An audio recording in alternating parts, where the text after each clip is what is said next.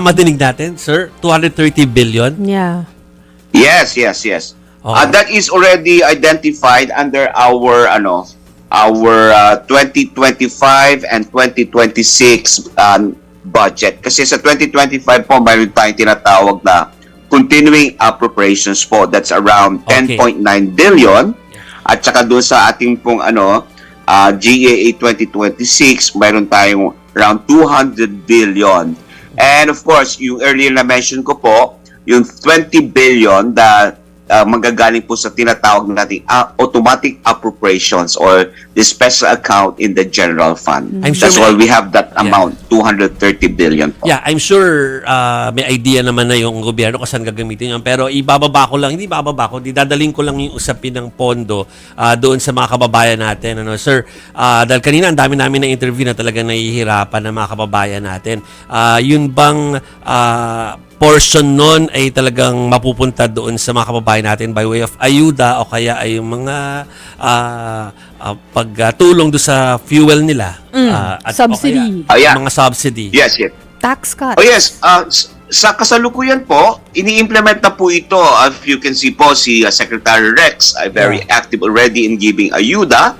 Ito po yung nanggagaling po sa appropriation na mayroon po tayo nakapaloob sa ating budget ng 2026. Ito po yung protective services for individuals and families in difficult circumstances. Mayroon po tayong 63.8 billion dyan po na naka-allocate po doon sa 2026 budget. Okay, mayroon naman po tayo doon sa ating tinatawag na fuel subsidy to transport sector affected by rising fuel prices. Yun yung programa ng DOTR naman po. Mayroon po tayong 2.5 billion that will be implemented by the DOTR. Yeah, sir. Aside from that po, mayroon din po tayong mga pondo. If you'll notice po, nakapagpauwi na po tayo ng mga OFW from the DMW, Department of Migrant Workers. Mayroon po silang budget po dyan na 4.2 billion. Okay, at saka para doon sa ating emergency repatriation program and alagang OWA, which is around 2.2 billion, at saka yung action fund po ng DMW. So marami pong programa pong ini-implement po dyan sa ating mga para sa ating mga mamayan.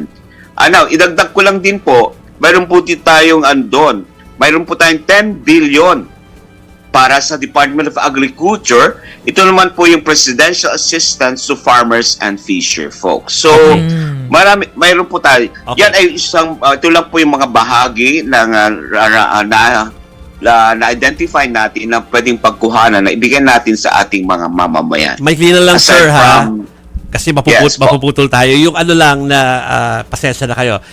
Kasi ang breaking news ngayong gabi, natanggap ko lang sa phone ko, yung pagtanggi ng Iran na umupo dun sa kanilang pag-uusap with the US para sa peace talks or dun sa para matigil yung kaguluhan. So baka ma-extend ito. Yun bang sinasabi nyo na paglalagay ngayon ng pondo para mabigyan yung mga kababayan natin?